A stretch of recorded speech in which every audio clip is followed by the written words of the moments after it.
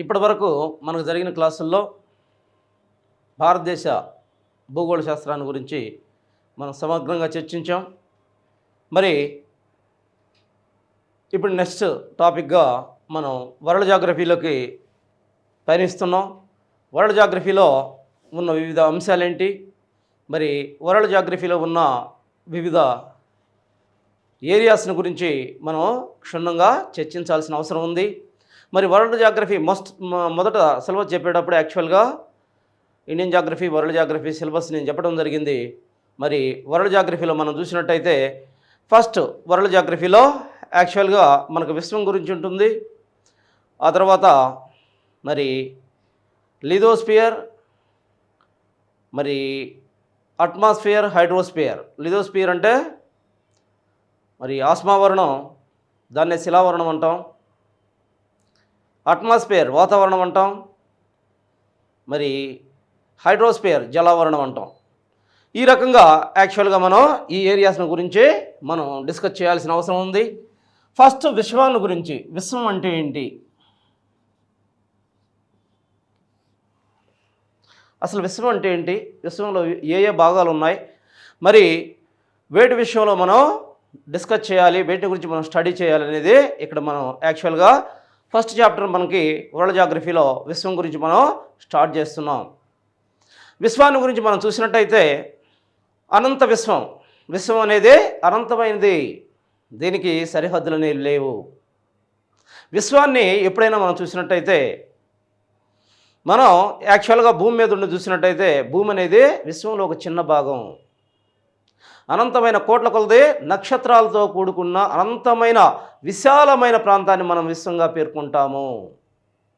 అసలు డెఫినేషన్ ప్రకారం విశ్వం అంటే ఏంటి అని మనం చూసినట్టయితే 3 ప్రాంతాలు కలిసి విశ్వంగా మనం చెప్పవచ్చు. ఒకటి గెలాక్సీలు,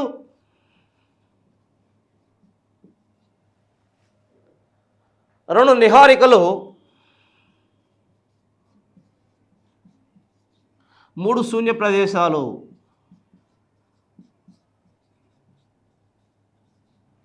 యాక్చువల్గా భూమి గురించి మానవుడికి తెలియనప్పుడు యాక్చువల్గా భూమే విశ్వం అని భ్రమపట్టడం జరిగింది. ఆ తర్వాత కాలంలో అనేక మంది శాస్త్రజ్ఞులు భూ ఆవిర్భావ సిద్ధాంతాలు అనేకం చేసిన తర్వాత అసలు ఆకాశం పైకి చూసినప్పుడు మరి దీనిలో ఉన్నది ఏంది, మరి ఎప్పుడైతే ఎయిర్ క్రాఫ్ట్స్ ద్వారా మరి వ్యోమగాములు పైకి పోయారో వాళ్ళకి ఒకే ఒక ఆలోచన వచ్చింది. మరి భూమి ఒక గోళాకృ ఆకారంలో యాక్చువల్గా శూన్యంలో వేలాడుతుంది. మరి ఈ శూన్యం అంటే ఏంటి అనే ఆలోచన వచ్చినప్పుడు మరి ఈ విశ్వం అంటే ఏంటి, అసలు ఏంటి ఇదంతా కూడా ఏమున్నాయి, ఒక భూమి కాదు ఎన్నో ఉన్నాయి. మరి వీటిని ఆకాశంలో ప్రతిబింబించే కోట్ల కొలది నక్షత్రాలు ఉన్నాయి. మరి కోట్ల కొలది నక్షత్రాల్లో అనేక నక్షత్రాలలో మరి సౌర కుటుంబాలు ఉన్నాయి. అనేక సౌర కుటుంబాల్లో ఒక సౌర కుటుంబం మరి నక్షత్రం చుట్టూ ఉండే గ్రహాల చుట్టూ ఉండే దీన్నే మొత్తం నక్షత్రం మనం సౌర కుటుంబం అంటున్నాం. మరి ఇటువంటి సౌర కుటుంబాలు యాక్చువల్గా మన దగ్గర ఉన్న సౌర కుటుంబం, మరి ఆ సౌర కుటుంబంలో ఉన్న 8 గ్రహాలు ప్రస్తుతం యాక్చువల్గా 9 గ్రహాలు అయితే 9వ గ్రహం మరగుజ్జు గ్రహం కాబట్టి 8 గ్రహాలుగా మనం తీసుకున్నాం. మరి 8వ గ్రహంగా మనం చూసినట్టయితే ఈ 8 గ్రహాల్లో ఒక గ్రహమే యాక్చువల్గా మన భూమి. అంటే కోట్ల కొలది నక్షత్రాల్లో యాక్చువల్గా ఒక నక్షత్రం సూర్యుడైతే మరి ఆ సూర్యుడి చుట్టూ ఉండే ఒక చిన్న గ్రహం యాక్చువల్గా భూమి. ఈ భూమి మీద మానవుడు. మనకు తెలిసిన సమాచారం ప్రకారం యాక్చువల్గా ఒక నీరున్నది కానీ మరి జీవం ఉన్నది కానీ ఒక భూమి మనకు కనిపిస్తుంది. ఇంత అనంతమైన విశ్వానికి సరిహద్దులు అనేవి లేవు. మరి ఇంత విశ్వాన్ని యాక్చువల్గా మోడర్న్ మానవుడు విశ్వానికి ఇచ్చిన పేరు కాస్మాస్. ఏమని పేరు ఇచ్చాడు, కాస్మాస్ అని పేరు ఇచ్చాడు. కాస్మాస్ అంటే విశ్వం. కాస్మాస్ అంటే విశ్వం. మరి కాస్మాస్ అంటే కనిపించేది, కనిపించనిది. This is the Greek word. యాక్చువల్గా ఇది కనిపించేది, కనిపించనిది అని అర్థం. విశ్వానికి మోడర్న్ మానవుడు ఇచ్చిన పేరు కాస్మాస్. ఆ తర్వాత కాలంలో మనం చూసినట్టయితే అధ్యయనాన్ని విశ్వ అధ్యయనాన్ని రెండు రకాలుగా చెప్పడం జరిగింది. మొదట విశ్వ అధ్యయనాన్ని మనం చూసినట్టయితే అమెరికా వాళ్ళు విశ్వ అధ్యయనానికి రెండు పేర్లు ఇచ్చారు. ఒకరు అమెరికా వాళ్ళు, రెండు రష్యా వాళ్ళు. అమెరికా వాళ్ళు యాక్చువల్గా విశ్వ అధ్యయనాన్ని ఆస్ట్రానమీ అన్నారు. మరి రష్యా వాళ్ళ దగ్గరికి వచ్చేసరికి వాళ్ళు కాస్మాలజీ అన్నారు.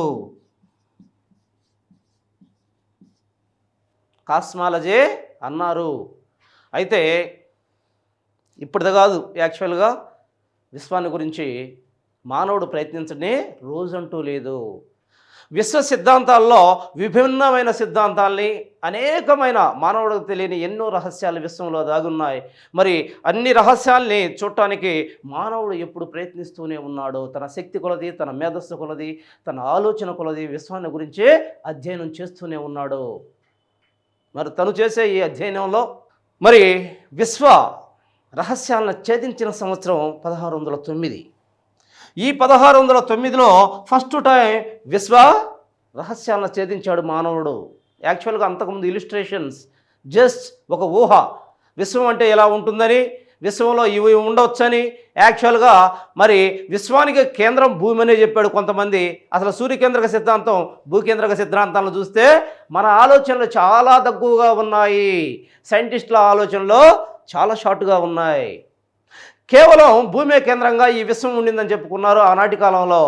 తర్వాత అనేక మంది శాస్త్రవేత్తల్లో, ముఖ్యులు గ్రీకులు, రోమన్స్, అరబ్స్, వీళ్ళందరూ కూడా దీని మీద విపరీతమైన శ్రమ చేశారు, విపరీతమైన అధ్యయనాలు చేశారు. వాళ్ళు చిన్న చిన్నగా ఒక్కొక్క మెట్టు ఎక్కుతూ విశ్వ రహస్యాలను బయటకు తీశారు. 1609లో విశ్వం యొక్క రహస్యాలను ఫస్ట్ బయటకు తీయడం జరిగింది. అయితే 1690 నుంచి మరి 2009కు వచ్చేసరికి ఎన్ని సంవత్సరాలు? మొత్తం 400 సంవత్సరాలు. దీనికి యాక్చువల్గా 2009కు వచ్చేసరికి విశ్వ రహస్యాలను ఛేదించి 400 సంవత్సరాలైన సందర్భంగా యుఎన్ఓ, యునైటెడ్ నేషన్స్ ఆర్గనైజేషన్, మరి 2009 సంవత్సరాన్ని ఇంటర్నేషనల్ కాస్మిక్ ఇయర్, దీనికి ఏ హోదా ఇచ్చింది? 2009. దానికి 2009 సంవత్సరానికి ఇంటర్నేషనల్ కాస్మిక్ ఇయర్ అని హోదా ఇవ్వడం జరిగింది. సో ఇది యాక్చువల్గా జరిగిన పరిణామం. ఫస్ట్ నుంచి సైంటిస్టులు దీనికోసం మరి తన జీవితాల దారబోసి ఎన్నో ప్రయోగాలు చేసుకుంటూ వచ్చి ఆఖరికి 1609లో అనేక రకాలైన ఇలిస్ట్రేషన్ చేసుకుంటూ వచ్చి తర్వాత 1609లో యాక్చువల్గా రహస్యాలను ఛేదించిన తర్వాత 400 సంవత్సరాలకు 2009 యుఎన్ఓ ఏమని హోదా ఇచ్చింది? That is the important. ప్రస్తుతం ప్రపంచంలో మనం చూసినట్టయితే ఆకాశంలో ఎగరాలని ప్రతి దేశం కూడా అభిలషిస్తుంది. ఎవరినైనా సరే తమ వ్యోమగామిని ఈ విశాల విశ్వంలోకి పంపించాలి, ప్రపంచంలో ఒక గుర్తింపు పొందాలని ప్రతి కంట్రీ కూడా ఆశపడుతుంది. మరి దానిలో భాగంగానే అనేక మంది వ్యోమగాములు పుట్టుకొచ్చారు. వాళ్ళ పేర్లు వివిధ పేర్లతో పిలవడం జరుగుతుంది. వాటిని చాలా జాగ్రత్తగా గమనించాలి. వీళ్ళలో మనం చూసినట్టయితే ఖచ్చితంగా గుర్తుపెట్టుకోవాలి. నిహారికలు, 2 శూన్య ప్రదేశాలు, వీటినే విశ్వం అన్నాం. ఓకే, ఇక్కడ మనం చూసినట్టయితే దేశం, ఆ దేశంలో నుంచి పోయిన ఆస్ట్రోనాట్స్ యాక్చువల్గా వ్యోమగాముల్ని ఏమన్నారు? వ్యోమగాములు అంటే నింగిలోకి ఎగిసే ఎవరైతే ఉన్నారో నింగిలోకి వెళ్ళే మరి దాన్ని సందర్శించడానికి, దాన్ని అధ్యయనం చేయడానికి వెళ్ళే వ్యక్తులనే వ్యోమగాములు అంటున్నాము. ఇక్కడ చూసినట్టయితే దేశం ఫస్ట్ యుఎస్ఏ తీసుకుందాం. ఆస్ట్రోనాట్ అంటారు.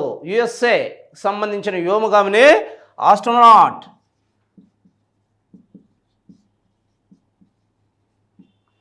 Second one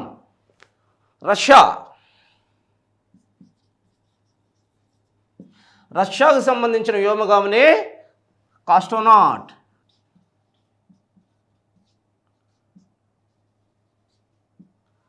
astronaut.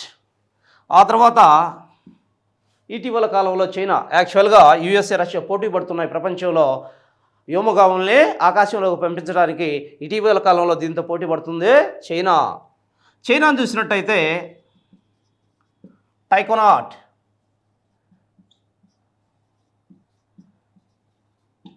చైనా ఓ వ్యోమగామిని ఏమంటున్నాం? టైకోనాట్. ఈ గుర్తుపెట్టుకోవాలి కంపల్సరీగా, చాలా ఇంపార్టెంట్. ప్రతిదీ ఖచ్చితంగా వచ్చే బిట్ ఇది. ఈ ఏరియా చాలా ఇంపార్టెంట్గా గుర్తుపెట్టుకోండి. యుఎస్ఏ, ఎవరైతే యుఎస్ఏ నుంచి పంపుతున్న వ్యోమగాముల్ని ఆస్ట్రోనాట్స్ అంటున్నాం. రష్యా నుంచి పంపుతున్న వ్యోమగాముల్ని కాస్ట్రోనాట్స్ అంటున్నాం. మరి చైనా నుంచి పంపుతున్న వ్యోమగాముల్ని టైకోనాట్స్ అంటున్నాం. ఇది జాగ్రత్తగా ఏరియాను గమనించండి. ఆ తర్వాత మనం చూసినట్టయితే ఫస్ట్ గెలాక్సీలు. యాక్చువల్గా విశ్వాన్ని మనం ఏమని చెప్పుకున్నాం? సింపుల్గా చూడండి, ఈ మూడిటి యొక్క కలయికే విశ్వం, మొత్తం విశ్వం. అనంతమైన ఈ విశ్వంలో ఈ మూడు ఉన్నాయి మన ఊహ ప్రకారం.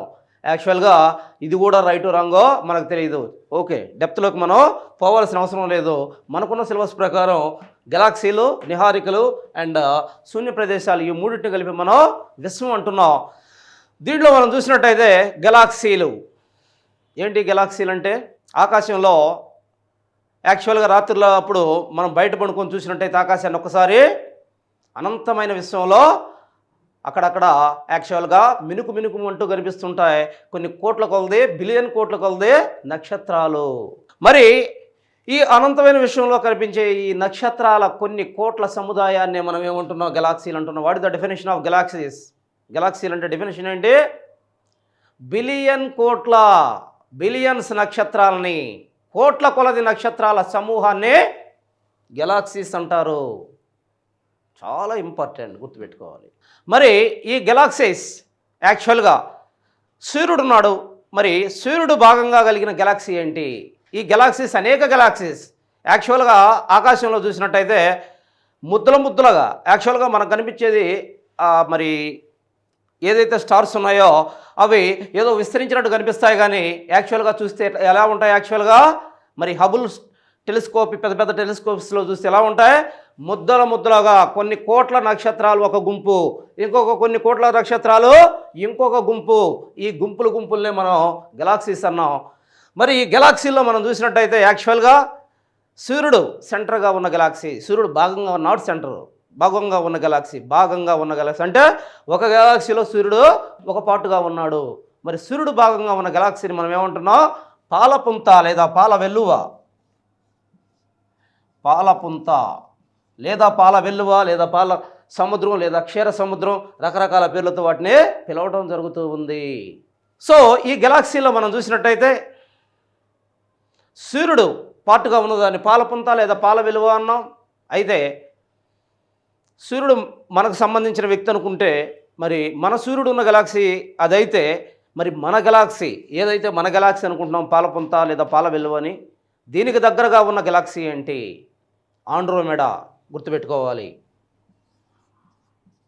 Andromeda. That is the most important. మనకు దగ్గరగా ఉన్న గెలాక్సీ ఆండ్రోమెడా. ఓకే, అయితే మొత్తం విశ్వంలో అతిపెద్ద గెలాక్సీ ఏంటి? హైడ్రా. మొత్తం విశ్వంలో అతిపెద్ద గెలాక్సీ ఏంటి? చాలా జాగ్రత్తగా గమనించాలి. మొత్తం విశ్వంలో అతిపెద్ద గెలాక్సీ ఏదంటే హైడ్రా. చాలా పెద్ద గెలాక్సీ అది మొత్తంలో. ఆ తర్వాత మనం చూసినట్టయితే ఈ గెలాక్సీల్ని యాక్చువల్గా మరి ప్రపంచవ్యాప్తంగా అనేక దేశాలు అనేక పేర్లతో పిలుస్తున్నాయి. ఎందుకని? ఎవరికి గెలాక్సీ అనే పదం ఫస్ట్ తెలియదు వీటిని గురించి. రకరకాల వాళ్ళు యాక్చువల్గా వీటిని తెలిసిన తర్వాత, ఈ గెలాక్సీలను తెలిసిన తర్వాత వీటికి తమ ఇష్టానుసారంగా రకరకాల పేర్లు పెట్టుకోవడం జరిగింది. వాటిల్లో మనం చూసినట్టయితే ఈ గెలాక్సీలని, ఈ అనంతమైన గెలాక్సీలను ఏమని పెట్టుకున్నారు పేర్లు? యాక్చువల్గా కొన్ని దేశాలని కంపల్సరిగా ఇచ్చాడు. వాటి గురించి మనం ఖచ్చితంగా అధ్యయనం చేయాలి. ఫస్ట్ చూసినట్టయితే చైనా వాళ్ళు యాక్చువల్గా తమకున్న మరి నాలెడ్జ్తో తమ చూసిన ఈ ప్రాంతాల మొత్తాన్ని కూడా మరి వీటి ఆకారం వీటిని చూసిన తర్వాత చైనా వాళ్ళు వీటిని ఏమన్నారో ముద్దలుగా ఉన్న ఈ నక్షత్రాల గుంపు, ఈ నక్షత్రాల గుంపుని యాక్చువల్గా వాళ్ళు ఏమన్నారు, ఖగోళ నదులు అన్నారు. ఏమన్నారు? ఖగోళ నదులు. యాక్చువల్గా ఈ ఖగోళానికి సంబంధించిన నదుల్లాగా ఉన్నాయి కలిసి అనే ఉద్దేశంతో ఖగోళ నదులు అన్నారు వీళ్ళు. Second part 1 హిబ్రూలు. ఈ హిబ్రూలు ఏమన్నారు? దీన్ని కాంతి నదులు అన్నారు. హిబ్రూలు కాంతి నదులు అన్నారు.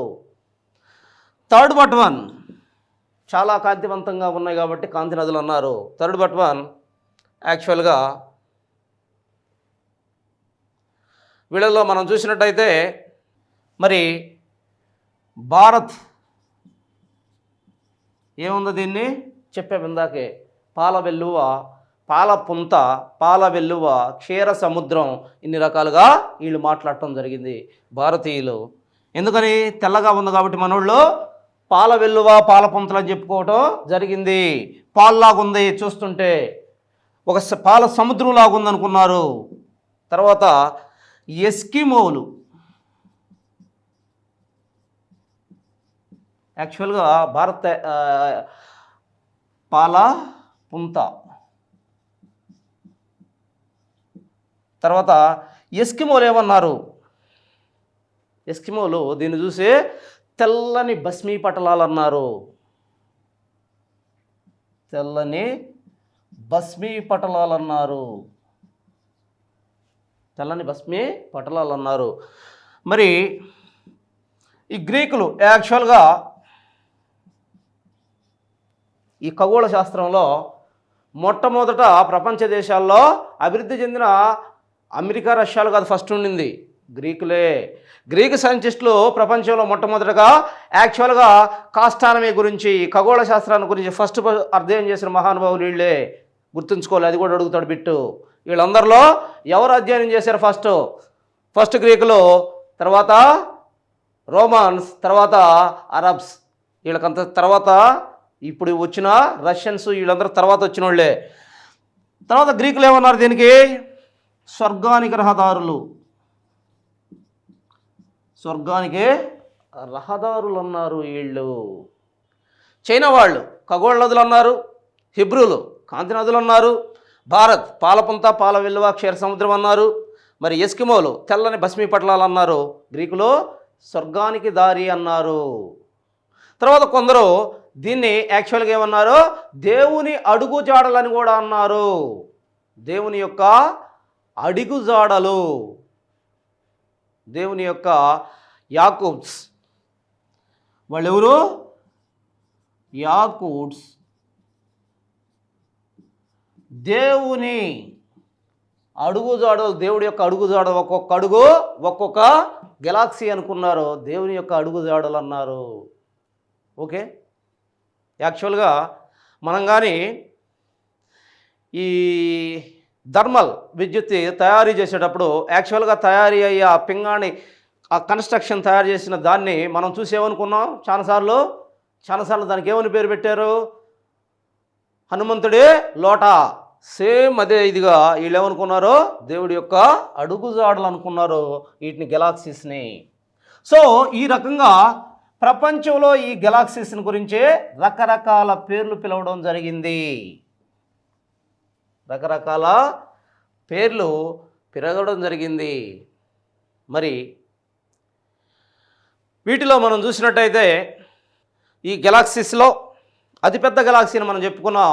వీటిలో ముఖ్యంగా మనం చూసినట్టయితే గెలాక్సీలు అంటేనే నక్షత్రాల గుంపు. మరి నక్షత్రాల గుంపులో నక్షత్రాల గురించి మనం అధ్యయనం చేయాలి. ఏంటి ఈ నక్షత్రాలు? ఏ విధంగా విస్తరించి ఉన్నాయి? వీటిలో ఏ పార్ట్స్ ఉన్నాయి? ఇన్ని కోట్ల కొలది నక్షత్రాల్లో అసలు ఏ మెటీరియల్ ఉంది? That is the most important. దీంట్లో మనం చూసినట్టయితే నక్షత్రాలు అనేవి చిన్నగా జాబిల్లి.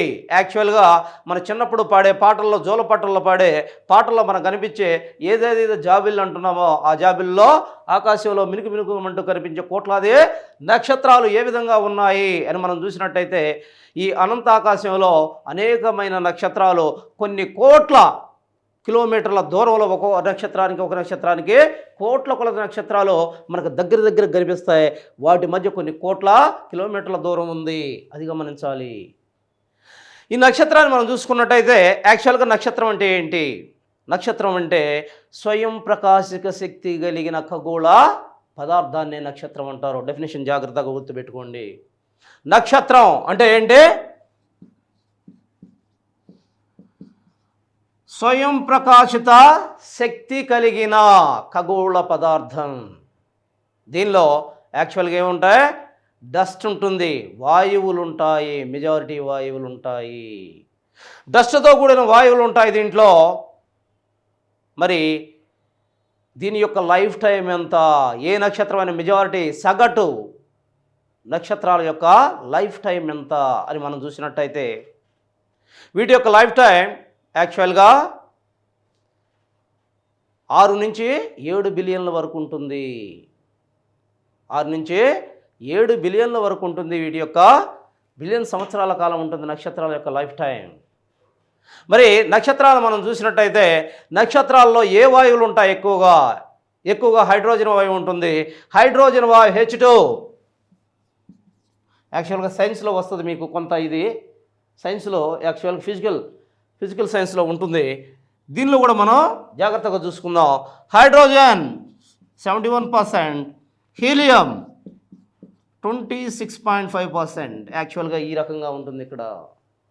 ఈ 2 వాయువులు అత్యధికంగా కల్పిస్తాయి నక్షత్రంలో. మరి ఈ నక్షత్రాన్ని మనం చూసినట్టయితే ఈ నక్షత్రం మరి ఈ నక్షత్రాల అతిపెద్ద నక్షత్రాలు ఏంటి? మనం చూసినంతవరకు, ప్రపంచంలో మనం చూసినంతవరకు మరి మనం ఇప్పటి వరకు కనుక్కున్న నక్షత్రాల్లో అతిపెద్ద నక్షత్రం ఏంది? మొన్నటిదాకా అతిపెద్ద నక్షత్రాన్ని ఏమనుకున్నారో ఎప్సిలాన్ ఆరిగా. ఎప్సిలాన్ ఆరిగా.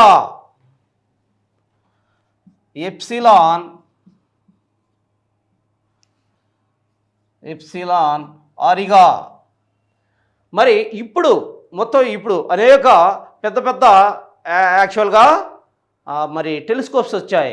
ఆ టెలిస్కోప్స్ ద్వారా మన ప్రపంచం మొత్తంలో మనం కనుక్కున్నట్టయితే అతి ఎక్కువ మరి కనుక్కున్నది ఎక్కడ? మరి ఎప్సిలాన్ ఆరిగా కాకుండా దానికన్నా పెద్ద నక్షత్రం ఏదైనా కనుగొనబడింది. దాని పేరు ఏందని మనం చూసినట్టయితే బీటిల్ గ్లక్స్.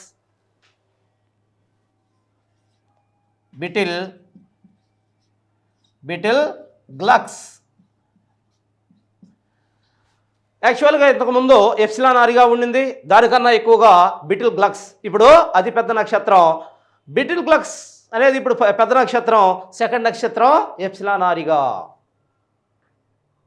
అంతేకాకుండా అతి యాక్చువల్గా ప్రకాశవంత నక్షత్రం ఏంటి? ఇప్పుడున్న నక్షత్రాల్లో, మనకు కనుక్కున్న నక్షత్రాల్లో ప్రకాశవంతమైన నక్షత్రం ఏంటి అని మనం చూసినట్టయితే యాక్చువల్గా సిరియస్.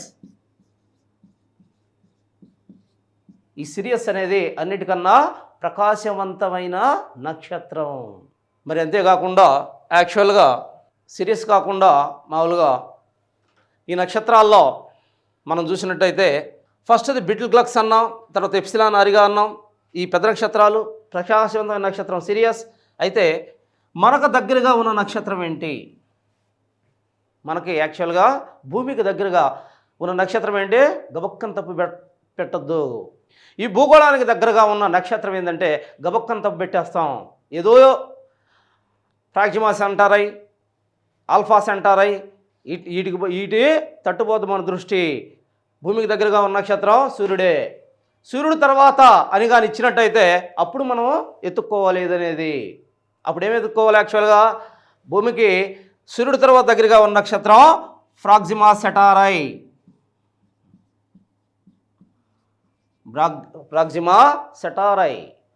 ఇది చాలా దగ్గరగా ఉన్న నక్షత్రం. ఆ తర్వాత దగ్గరగా ఉన్న నక్షత్రాన్ని మనం చూసినట్టయితే ఏంటి? ఆ తర్వాత దగ్గరగా ఉన్న నక్షత్రం ఆల్ఫా సెటారై. సో ఈ రెండింటిని మనం చూసినట్టయితే యాక్చువల్గా మరి ఈ నక్షత్రాల్లో మనం వరుసగా చెప్పుకున్నాం. పెద్ద ఏంటి, చిన్న ఏంటి, ప్రకాశవంతమైంది ఏంటి? యాక్చువల్గా భూమికి దగ్గరగా ఉన్న నక్షత్రాలు ఏంటి, భూమికి దగ్గరగా ఉన్న నక్షత్రాలు ఏంటి అనేది మనం క్లియర్గా చెప్పుకోవడం జరిగింది. సో ఆ తర్వాత మనం చూసినట్టయితే మరి ఈ విశ్వ ఆవిర్భావ సిద్ధాంతాల్లో మరి మొదటి సిద్ధాంతం ఏంటి? విశ్వ ఆవిర్భావ సిద్ధాంతాల్లో మొదటి సిద్ధాంతం ఏంటి అని మనం చూసినట్టయితే ఫస్ట్ది big bang theory. Big bang theory. మరి ఈ బిగ్ బ్యాంగ్ థియరీని కానీ మనం చూసినట్టయితే ఏంటి అసలు బిగ్ బ్యాంగ్ థియరీ అంటే? బిగ్ బ్యాంగ్ థియరీ అంటే యాక్చువల్గా విశ్వ ఆవిర్భావ సిద్ధాంతాలు మూడుగా కనిపిస్తాయి మనకి. ఒకటి big bang theory, big bang. ఈ big bang theory. Second but one is డోల్నావర్తన సిద్ధాంతం.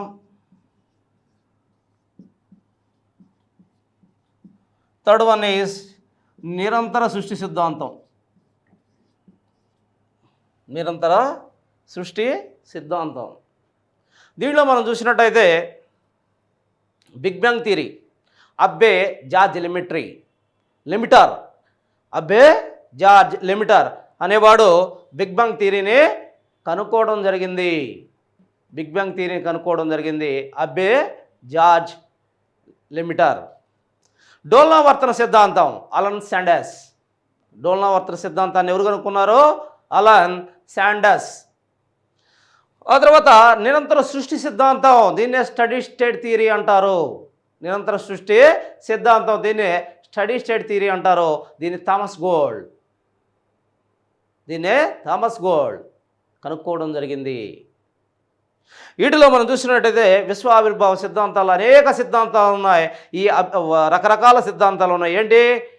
మామూలుగా మరి అలల పరికల్పన సిద్ధాంతం, అలల పరికల్పన జాన్స్ అండ్ జెఫ్రీ. అంతేకాకుండా దినక్షత్ర సిద్ధాంతం లిటిల్టన్. రకరకాల సిద్ధాంతాలు ఉన్నాయి. వీటిల్లో మనం చూసినట్టయితే బిగ్ బ్యాంగ్ థియరీ అనేది చాలా ఇంపార్టెంట్. అందరి చేత ఆమోదించబడిన సిద్ధాంతం బిగ్ బ్యాంగ్ థియరీ. విశ్వం పుట్టుకల గురించి అతి ఎక్కువగా చాలా దగ్గరగా చెప్పగలిగిన ఒక సిద్ధాంతం బిగ్ బ్యాంగ్ థియరీ. అబ్బే జార్జ్ లిమిటర్ అనే అతను దీన్ని మరి ఈ సిద్ధాంతాన్ని మరి సృష్టించడం జరిగింది. అతను ఈ సిద్ధాంతాన్ని గురించి చెప్పడం జరిగింది. Big bang theory. What is the big bang theory? ఈ సిద్ధాంతం ప్రకారం యాక్చువల్గా మనం చూసినట్టయితే ఆనాటి కాలంలో మొత్తం వాయు మేఘం, ఈ విశ్వం అంతా ఒక పెద్ద వాయు మేఘం. కంప్లీట్గా ఈ భూమి ఇవన్నీ లేవు, ఇదంతా కూడా ఒక మట్టిగా, ఇదంతా ఒక మహామేఘంగా ఉండింది. ఆ మేఘం మొత్తం కూడా దగ్గరకు వచ్చింది. ఎందుకని?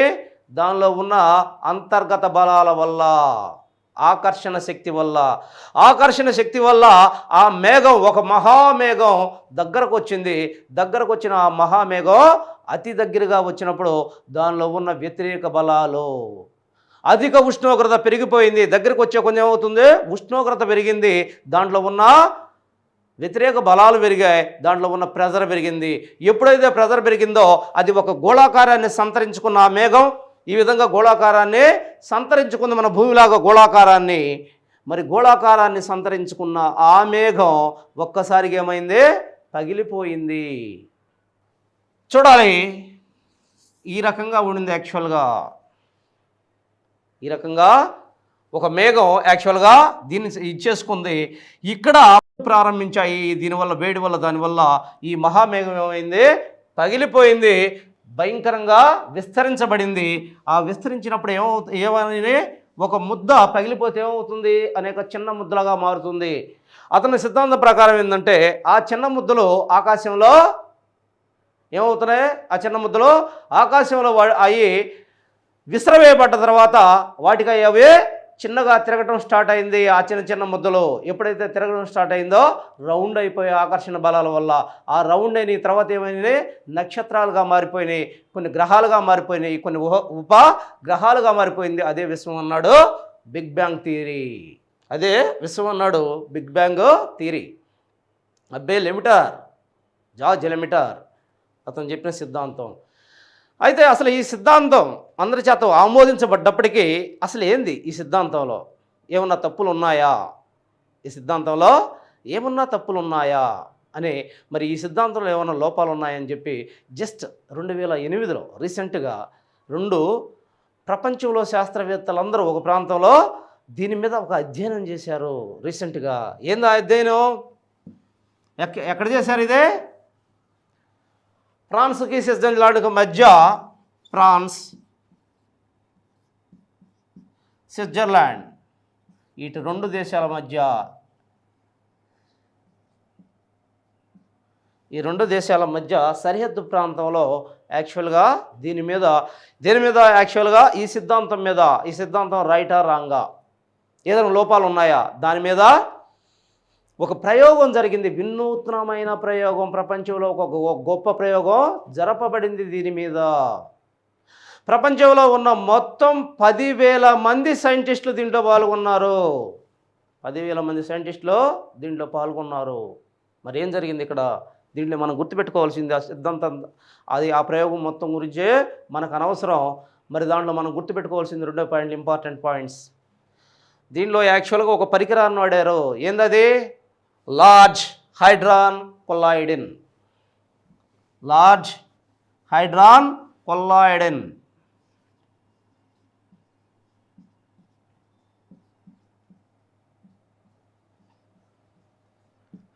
లార్జ్ హైడ్రాన్ కొల్లాయిడిన్ అనేదాన్ని యాక్చువల్గా ఒక పరికరాన్ని వాడబడింది. దాన్ని అడుగుతున్నాడు ఇక్కడ. సివిల్స్లో అడిగాడు, మీకు కూడా అడగవచ్చు. ఈ లార్జ్ హైడ్రాన్ కొల్లాయిడిన్ అనే పరికరాన్ని వాడారు, ఉపయోగించారు. అంతేకాకుండా దీనిలో ఒక అణువును ఉపయోగించారు. That is the most important. ఒక అణువునే ఉపయోగించారు. ఏందా అణువు? ఏదైనా సరే విశ్వం మొత్తం కూడా అణువుల నిర్మాణమే. మానవుడు శరీరం అకార్డింగ్ టు సైన్స్ ప్రకారం ఏంటి? అణువుల నిర్మాణం.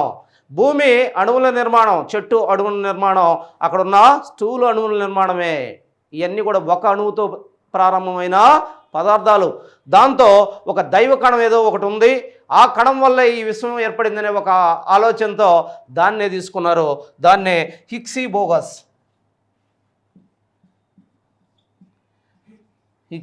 బోగస్, దీన్నే దైవ కణము అన్నారు.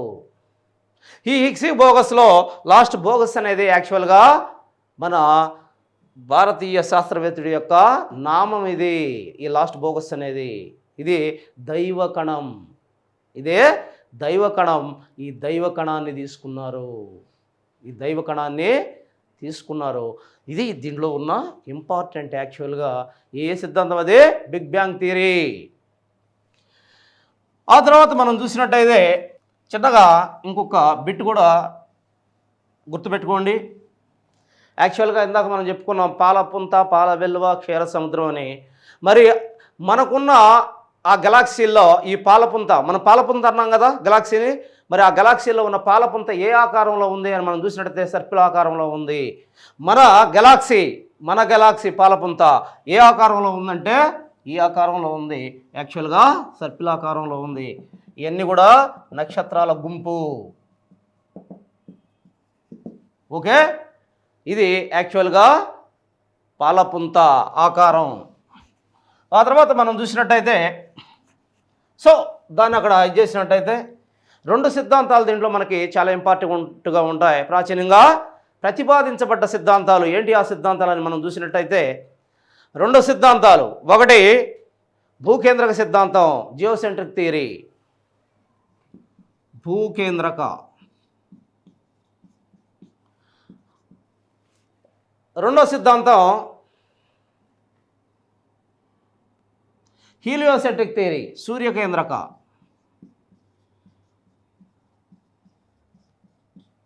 గుర్తుపెట్టుకోవాలి. ఒకటి భూకేంద్రక సిద్ధాంతం, 2 సూర్యకేంద్రక సిద్ధాంతం. భూకేంద్రక సిద్ధాంతం జియోసెంట్రిక్ థియరీ, సూర్యకేంద్రక సిద్ధాంతం హీలియోసెంట్రిక్ థియరీ. భూకేంద్రక సిద్ధాంతాన్ని మనం చూసినట్టయితే ఏంటిదా భూకేంద్రక సిద్ధాంతం అనేది? ఆనాటి కాలంలో అనేక మంది చెప్పాను నేను యాక్చువల్గా. మరి ఈ యాక్చువల్గా సౌర కుటుంబం అంటే ఏమనుకున్నారు?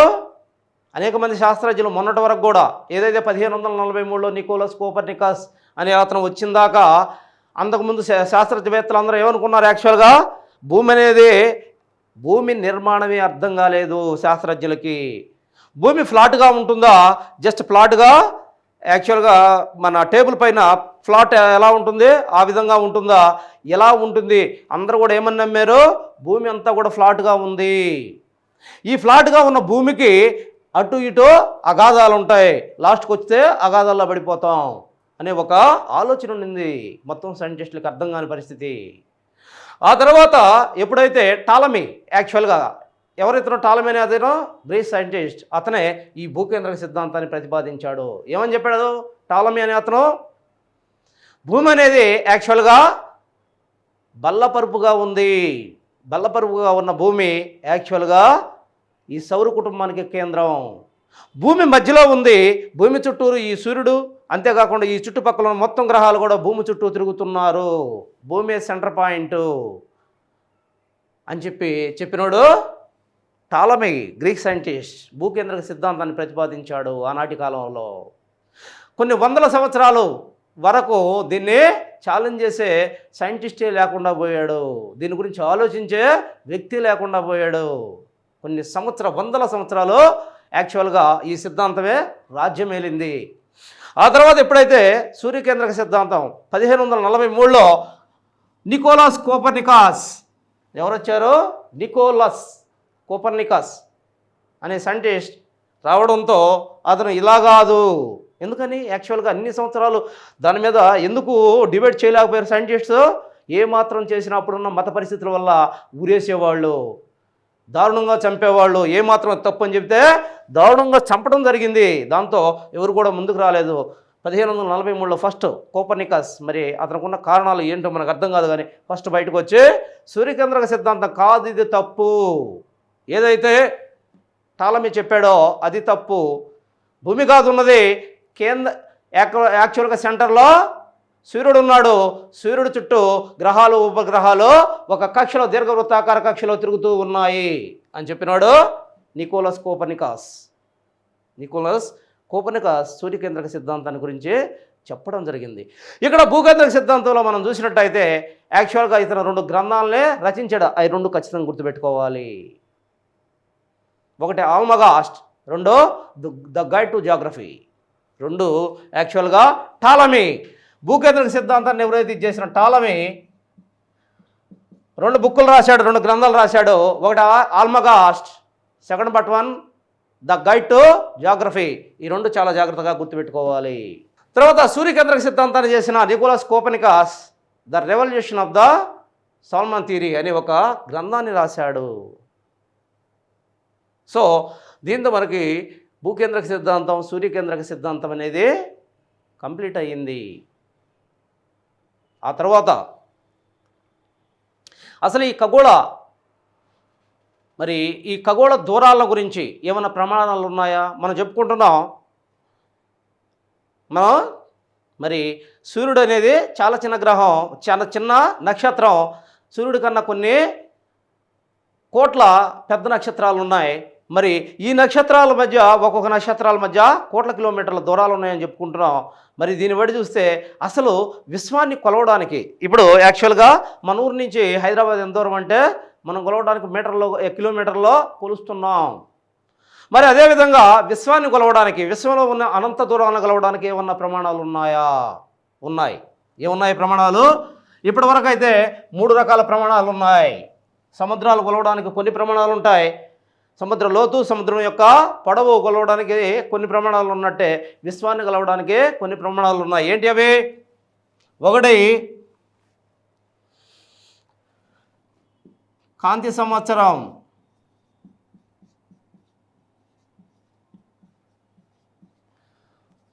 2 పారసెక్, 3 ఆస్ట్రనామికల్ యూనిట్.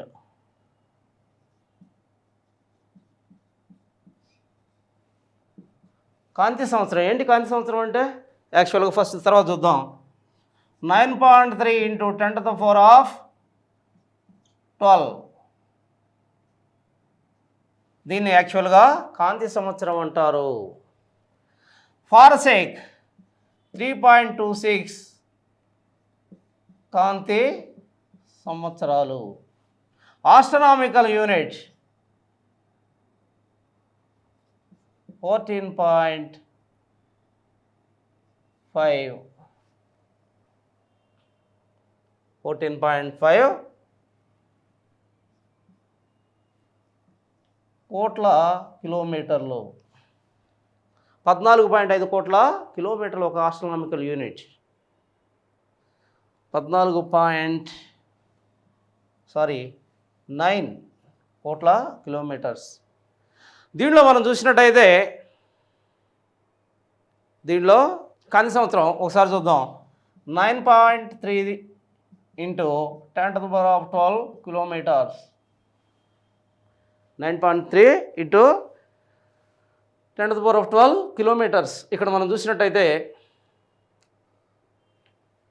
కాంతి సంవత్సరం ఏంటి? కాంతి సంవత్సరం అంటే కాంతి బాగా వినండి, ఇక్కడ చాలా జాగ్రత్తగా వినండి. కాంతి ఒక్క సెకన్కి ఎంత దూరం ప్రయాణిస్తుంది? కాంతి ఒక్క సెకన్కి, సెకన్ అంటే 1 గంటలో 3600 భాగం, అంటే 1 నిమిషంలో 60వ వంతున సెకన్ అంటాం. కన్ను మూసి కన్ను తెరిసేలకే సెకన్. మరి ఆ కొద్ది కాలంలో కన్ను మూసి కన్ను తెరిసేలకే మరి కాంతి ఎంత దూరం ప్రయాణిస్తుందో తెలుసా మీకు? 3 లక్షల కిలోమీటర్ల దూరం ప్రయాణిస్తుంది. 3 లక్షల కిలోమీటర్ల దూరం ప్రయాణిస్తుంది. 1 సెకన్ కాలంలో కాంతి 3 లక్షల కిలోమీటర్ల దూరం ప్రయాణిస్తే అది 1 సంవత్సర కాలంలో ఎంత దూరం ప్రయాణిస్తుంది? 1 సెకన్ కాలంలో 3 లక్షల కిలోమీటర్లు ప్రయాణించే కాంతి 1 సంవత్సర కాలంలో ఎంత దూరం ప్రయాణిస్తుంది? అదే కాంతి సంవత్సరం. అదే కాంతి సంవత్సరం. కాంతి 1 సంవత్సర కాలంలో ప్రయాణించే దూరాన్ని కాంతి సంవత్సరం అంటారు. అదే యాక్చువల్గా ప్రమాణం. మనం ఎట్ట కొలుస్తున్నాం? కిలోమీటర్గా. అదే యాక్చువల్గా ఖగోళ దూరాలను కొలిసే కాంతి సంవత్సరం అనేది ఒక ప్రమాణం. దీంతో కొలుస్తారు. కిలోమీటర్లతో కొలవడం సాధ్యం కాదు. సో ఇక్కడ దీన్ని కొలుస్తారు. దీన్ని యాక్చువల్గా కాంతి సంవత్సరం అవుతుంది. అయితే ఇప్పటి కాలంలో కాంతి సంవత్సరాల వల్ల కూడా కావట్లేదు, కాంతి సంవత్సరాలు కూడా చాలట్లేదు అనంత దూరాలకి. అందుకని ఏం చేశారు? ఇంకోటి కొత్తగా రీసెంట్గా తీసుకున్నారు దీన్ని, పార్సెక్. ఏంది పార్సెక్ అంటే 3.26 కాంతి సంవత్సరాలని 1 పార్సెక్. 3.26 కాంతి సంవత్సరాలు 1 పార్సెక్. జాగ్రత్తగా గమనించండి. తర్వాత ఆస్ట్రానామికల్ యూనిట్స్ 14.9 కోట్లు. ఇది ఎక్కడ చూసాం మనం? ఎక్కడ? భూమికి సూర్యుడికి మధ్య ఉండే దూరం. ఇది అతి చిన్న యూనిట్. అనంత విశ్వాన్ని కొలిసే లేదా ఖగోళ దూరాలను కొలిసే యాక్చువల్గా యూనిట్లో చిన్న యూనిట్ ఇది. 14.9 కోట్ల కిలోమీటర్లు. 14.9 కోట్ల కిలోమీటర్లు. ఎక్కడికెక్కడికి ఇది? భూమికిను మరి మన భూమికి యాక్చువల్గా సూర్యుడికి మధ్య ఉన్న దూరం ఇది. దీన్ని ఒక ఆస్ట్రానామికల్ యూనిట్గా తీసుకున్నారు. ఇది కూడా ఒక యూనిటే. సో దీంతో మనకి యాక్చువల్గా విశ్వంలో మనం ఏమేమి చూసాం? 1 గెలాక్సీలు చూసాం, 2 ఏం చూసాం? మరి ఈ గెలాక్సీలు ఇప్పటి వరకు గెలాక్సీల్లో మనకు అయిపోయినాయి. ఏమని అయిపోయినాయి గెలాక్సీల్లో? గెలాక్సీ జస్ట్ నిహారికలు చెప్పాలి, ఇంకా శూన్య ప్రదేశాలు చెప్పాలి. ఈ గెలాక్సీలో మనం ఏం చెప్పుకున్నాం? మరి మొత్తం చెప్పుకున్నాం. మరి వాటిని ఏమంటారు? నక్షత్రాల గురించి చెప్పుకున్నాం, వాటి దూరాల గురించి చెప్పుకున్నాం. మరి విశ్వ ఆవిర్భావ సిద్ధాంతాల గురించి కూడా మనం చెప్పుకోవడం జరిగింది. ఇక్కడే అయిపోయిన తర్వాత మనం ఆలోచించాల్సింది ఏంటంటే దీంట్లో యాక్చువల్గా నక్షత్రాలు పుట్టుకుందా? నక్షత్రానికి ఉంది. మరి మరణం ఉందా? నక్షత్రానికి ఉంది. మనిషి ఎట్టయితే పుట్టి గిట్టడం జరుగుద్దో అదేవిధంగా నక్షత్రం కూడా పుట్టడం గిట్టడం జరుగుతుంది. దీంట్లో మనం చూసినట్టయితే నక్షత్రాలు పుట్టిన తర్వాత అనేక దశల్లో నశిస్తాయి. మానవుడి లైఫ్ టైం యాక్చువల్గా రకరకాలుగా కావచ్చు. మెజారిటీ 80 ఇయర్స్ అనుకుందాం. వీటి లైఫ్ టైం ఎంత అని చెప్పాము? యాక్చువల్గా బిలియన్ సంవత్సరాలు, 6 లేదా 7 బిలియన్ సంవత్సరాలు, అంటే కోట్ల సంవత్సరాలు. 600 కోట్లు, 700 కోట్ల సంవత్సరాలు. ఈ కోట్ల సంవత్సరాల్లో అనేక దశలు కనిపిస్తాయి. దశలుగా ఉండి చనిపోతాయి. చనిపోవటం అంటే పేలిపోవటమే. నక్షత్రాలు చనిపోవటం అంటే పేలిపోవటం. ఫస్ట్ యాక్చువల్గా వీటి దశల్లో మనం చూద్దాం, కొన్నింటి చూద్దాం. యాక్చువల్గా సింపుల్గా వెళ్ళిపోతారు, ఎందుకంటే దీనిలో మీకు సివిల్ సర్వీసెస్లో ఉంది కానీ ఈ సిలబస్ సీరియస్గా మీకు మరి ఇంత డెప్త్ అడుగుతాడో లేదో నాకు తెలియదు. యాక్చువల్గా మరి దీంట్లో ఎక్కడో యాక్చువల్గా ఒక దగ్గర టచ్ చేసినట్టున్నాడు ఈ ఏరియాని. జాగ్రత్తగా గమనించాలి. ఇక్కడ ఫస్ట్లో చూసినట్టయితే జస్ట్ పైనే గుర్తుపెట్టుకోండి, పల్సర్స్. ఫస్ట్ పల్సర్ ఏంటి? నక్షత్రాల్లో పల్సర్ అనేదాన్ని ఏమంటారు? నక్షత్రం ఇంకా ఏజ్లోకి వచ్చేసింది. ఏజ్లోకి వచ్చేసిన తర్వాత ఇక చచ్చిపోయే పరిస్థితి ముందు. పరిస్థితులు ఏమవుతుంది, చిన్నగా ఎలుగుతూ ఆరిపోతూ ఉంటుంది. ఈ ఎలుగుతూ ఆరిపోయే స్థితిలో ఉన్న ఈ నక్షత్రాన్ని పల్సర్ అంటారు. నక్షత్రాన్ని పల్సర్ అంటారు. తర్వాత నోవా దశ. ఇంకా యాక్చువల్గా నక్షత్రం ఎందుకు మండుద్ది? ఎందుకు మండుతుంది నక్షత్రం? ఎందుకు అనంతమైన శక్తి తనలో నుంచి విడుదల చేస్తూ ఉంటుంది నక్షత్రం. స్వయం ప్రకాశం ఎందుకు వచ్చింది నక్షత్రానికి? తనలో ఉన్న శక్తిని విడుదల చేస్తూ ఉంటుంది నిర్విరామంగా. దాన్ని ఏమంటున్నాం? కేంద్రక సంలీనం చర్య. హైడ్రోజన్ హైడ్రోజన్ ప్లస్ హైడ్రోజన్ కేంద్రాలు కలిస్తే దాన్నే కేంద్రక సంలీన చర్య అంటాం. కేంద్రక విచ్ఛిత్తి వేరు, కేంద్రక సంలీనం వేరు. కేంద్రక విచ్ఛిత్తి అంటే యాక్చువల్గా దేన్ని చూడాలి మనం? కేంద్రక విచ్ఛిత్తి ఎక్కడ జరుగుతుంది? ఆటం బాంబులో జరుగుతుంది. కేంద్రక సంలీనం ఎక్కడ జరుగుతుంది? మీకు ఫిజిక్స్ కెమిస్ట్రీలో కంపల్సరీగా ఇది వస్తాయి, మెయిన్ చాప్టర్స్ ఇవి. కేంద్రక సంలీనం అనేది యాక్చువల్గా నక్షత్రాల్లో జరుగుతుంది. రెండు కేంద్రకాలు కలిసినప్పుడు వచ్చే అనంతమైన శక్తి, మామూలు శక్తి కాదు ఇది. యాక్చువల్గా భూమి మొత్తం కూడా క్షణంలో నాశనం అయిపోద్ది ఒక్కసారికి ఈ శక్తి వల్ల. దాన్నే హైడ్రోజన్ బాంబు అంటారు ఇప్పుడు. మరి ఈ కేంద్రక శక్తి, కేంద్రక సంలీనం వల్ల జరిగే ఈ ఉద్భవించే అనంతమైన శక్తి వల్ల ఇవే మినికి ఉంటున్నాయి కదా. మరి అది జరిగే కొంత ఏమవుతుంది ఇక్కడ? జస్ట్ ఇది సూర్యుడు. యాక్చువల్గా మనం సూర్యుడు తీసుకుందాం. యాక్చువల్గా ఇది నక్షత్రం, సూర్యుడు అనుకుందాం. దీంట్లో కొంత మ్యాటర్ ఉంది. మ్యాటర్ అంటే పదార్థం ఉంది. ఆ పదార్థం కొన్ని కోట్ల సంవత్సరాల దాకా మండటానికి కావలసిన శక్తి గల పదార్థం అది. అది చిన్నగా ఆ మ్యాటర్ కరిగిపోతూ ఉంది. కరిగిపోతూ వచ్చినప్పుడు ఏమవుద్ది? నక్షత్రం చివరికి వచ్చేలోకే ఆ మ్యాటర్ మొత్తం కూడా నాశనం అయిపోద్ది. అదే నక్షత్రం చనిపోవటం అంటే. దీంట్లో మనం చూసినట్టయితే ఇవే చాలా డెప్త్ గల ఏరియాస్. యాక్చువల్గా మీకు ఈ తెలుగు అకాడమీలో ఇంత డెప్త్ మీకు అసలు కనిపించదు. సరే, దీని గురించి మరీ డెప్త్ బాగుంది. నేను యాక్చువల్గా దీనిలో జస్ట్ పల్సర్స్ గురించి మాట్లాడితే దాని గురించి మాట్లాడాం. తర్వాత నోవా అంటే ఏంటి? నక్షత్రం ఎప్పుడైతే ఇక దాని మ్యాటర్ అంతా కూడా తగ్గిపోయి ఇంకా జస్ట్ ఇంకో కొన్ని వందల సంవత్సరాలకి చనిపోద్ది అంటే కొన్ని లక్షల సంవత్సరాలు చనిపోద్ది అనుకున్నప్పుడు ఈ నోవా అనే దాంట్లో ఏం జరుగుద్ది అంటే యాక్చువల్గా ఇది బాగా ప్రకాశిస్తుంది. నక్షత్రం చాలా బ్రైట్గా ప్రకాశిస్తూ ఉంటుంది. బ్రైట్గా ప్రకాశిస్తుందంటే అర్థం చేసుకోవచ్చు, ఓహో నోవా స్టేజ్లోకి వచ్చింది నక్షత్రం. ఆ తర్వాత నోవా అయిపోయిన తర్వాత వెంటనే సూపర్ నోవాకి వస్తుంది. నోవా అయిపోయిన వెంటనే సూపర్ నోవా దశకు వస్తుంది. ఏంది సూపర్ నోవా దశ అంటే? ఒక్కసారిగా చివరి దశలో మొత్తం ఉన్న ఇంధనం మొత్తం, దాంట్లో ఉన్న ఇంధనం మొత్తం ఒక్కసారిగా మండి పేలిపోతుంది నక్షత్రం. అనేక శకలాలుగా పేలి బయటికి వెళ్ళిపోతుంది నక్షత్రం. దాన్ని సూపర్ నోవా అంటారు. మరి సూపర్ నోవా తర్వాత ఏమైంది? ఒక యాక్చువల్గా గుండ్రంగా ఉన్న ఒక బాల్ లాంటి ఈ మ్యాటర్ యాక్చువల్గా పగిలి విస్ఫోటనం చెందినప్పుడు, బయటకు వెళ్ళిపోయినప్పుడు మరి అది మొత్తం కూడా దగ్గరికి చిన్నంగా తన మ్యాటర్ అంతా మళ్ళీ దగ్గరికి వస్తూ ఉంటుంది. అయితే దాంట్లో ఇంధనం ఉండదు మండటానికి, ఆల్రెడీ పేలిపోయింది. కానీ ఈ మ్యాటర్ మాత్రం దగ్గరికి వస్తుంది. అది ఇంకా ఒకప్పుడు ఇంతలా ఉన్నది యాక్చువల్గా ఇంత దగ్గరికి వస్తుందంటే భయంకరంగా దాంట్లో ఒక అగ్గి పెట్టే మట్టి తీసుకుంటే మన దగ్గర 2 లారీల మట్టి వెయిట్ దూగుద్ది. అంత సాంద్రతకు వచ్చేస్తుంది దగ్గరికి.